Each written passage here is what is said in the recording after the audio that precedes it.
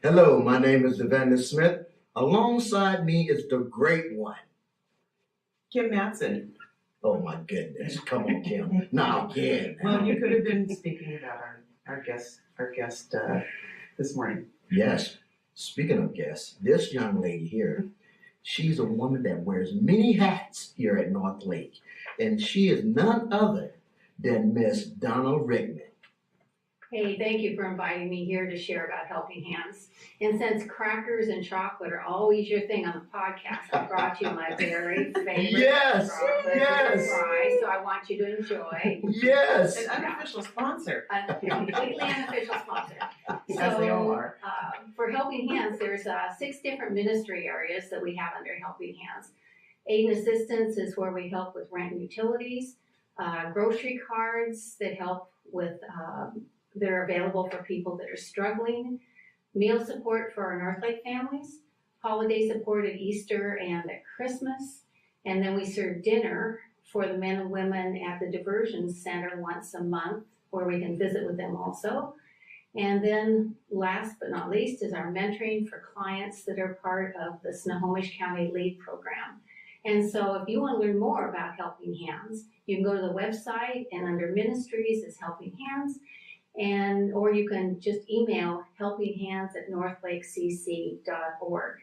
I want to invite you to join us to be part of the team. There's just many places that you can be part and jumping in ministry there and serving others. So thank you again for having me. Hey, Miss Donna, I got a question for you. Yes. What inspired you to be a part of the Helping Hands ministry, to jumpstart this ministry? We've been coming to North Lake for a while, and just was invited to some different opportunities to serve. And one of them was at working with a pregnancy resource center type of place, and then just ended up being asked to take over the aid and assistance part, which is all it was at the time. And it just was where my heart was helping people, being able to share Christ with people when there's a need that they have. And so it just opens opportunities very quickly to get into someone's life and be invited in. And so it's been just special. That's been almost 29 years ago. Wow. Yeah. Thank you, Miss Donna. Thank you for having me. All right. Donna is part of that 20%. You know, that 80-20. She's a hard worker. She's part of the 20%. So you can be a part of it. She's probably about 17% of it. You think so, right? Oh my goodness, yes. So once again, if you want to get involved with Helping Hands, please email Helping Hands or text, right? It's on the app. Or just see her at the church service. That's Donna Rick. Okay, now to the Sunday sermon. Yep. Last week was a home run hitter. Yes. Again, and Steve likes his sports metaphor, another out of the park. Yeah, he knocked it out of the park. And Sunday, oh my goodness, man, he was just like 2 for 2. Okay, I'm just going to share with you what my notebook looks like. It's a lot of yellow highlighter because I think I know where I'm going to go, and then I don't. We have no idea. We're just flying by the seat of our pants here.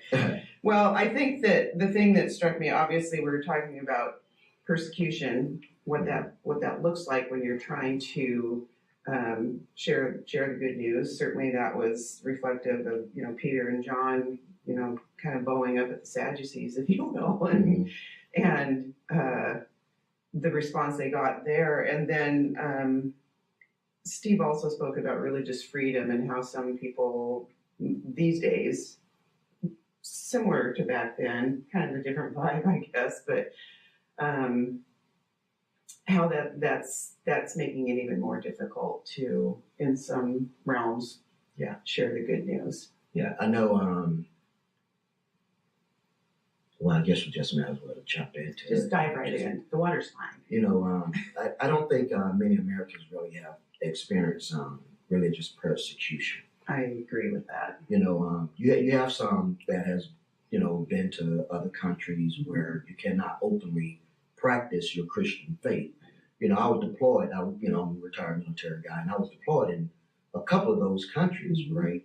And they checked our cargo, making sure we didn't have any Bibles, that we would bring it in and leaving for the locals, trying to evangelize while we were on deployments and things like that.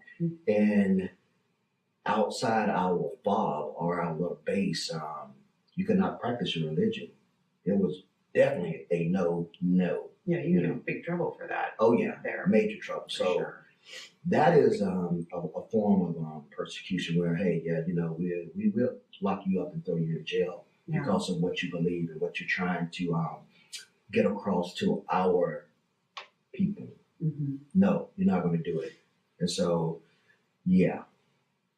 wearing a mask, not that big of a deal. Yeah. Well, the divisions that were happening back then and had been happening since Jesus had arrived on the scene were confusing. They were made people fearful.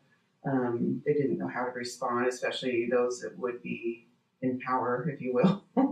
The lawmakers of the time, which Steve then mentioned Christian nationalism. While I probably should know what that is, I had to Google it.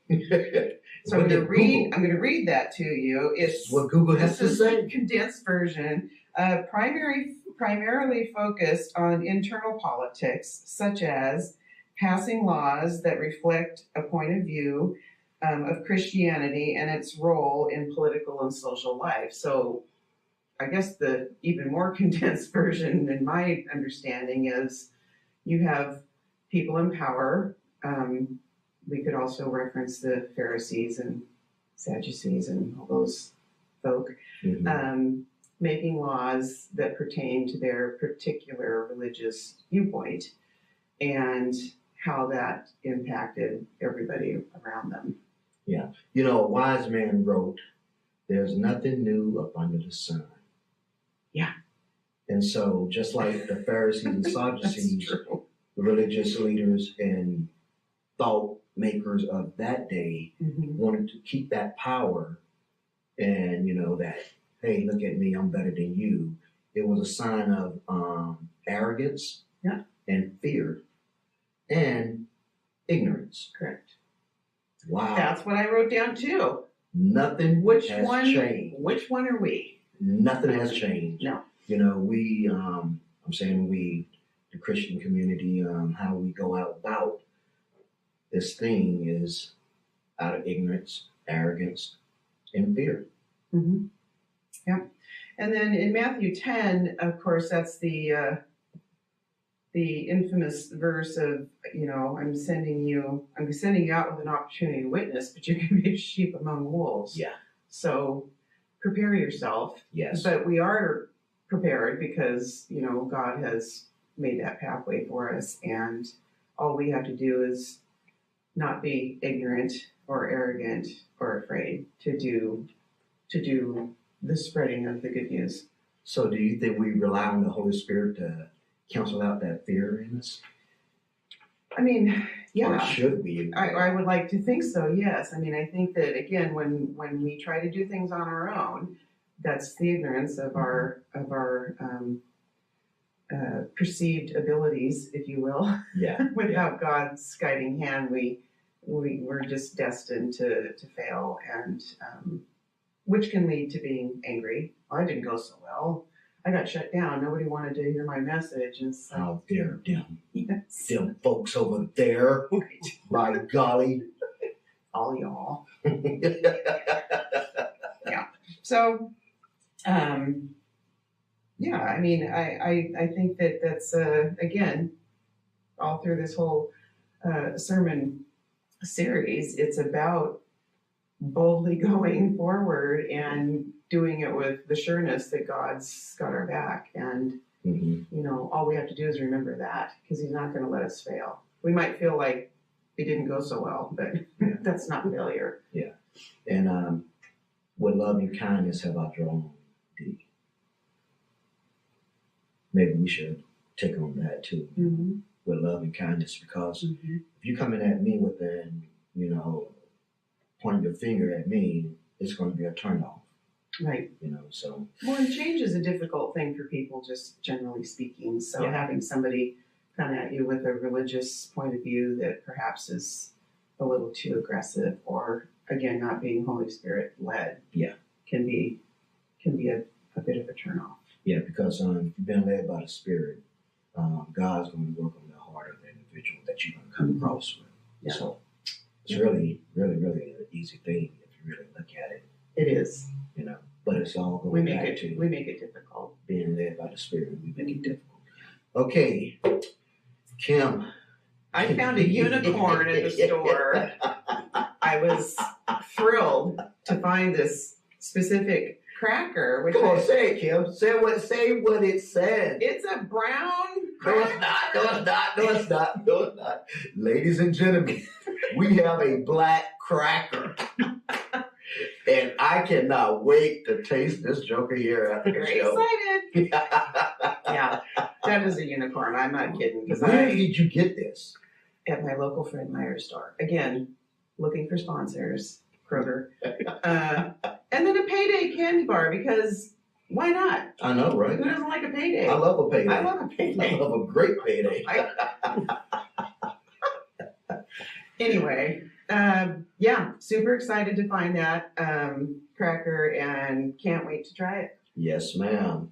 All right, folks, that wraps up the podcast for today. My name is Lavanda Smith. Alongside me is Miss Kim Matson. Our special guest for today was Miss Donald Rickman of the Helping Hand Ministry. Until next week, we'll see what Pastor Steve is going to swing and hit with dead. All right, we're out.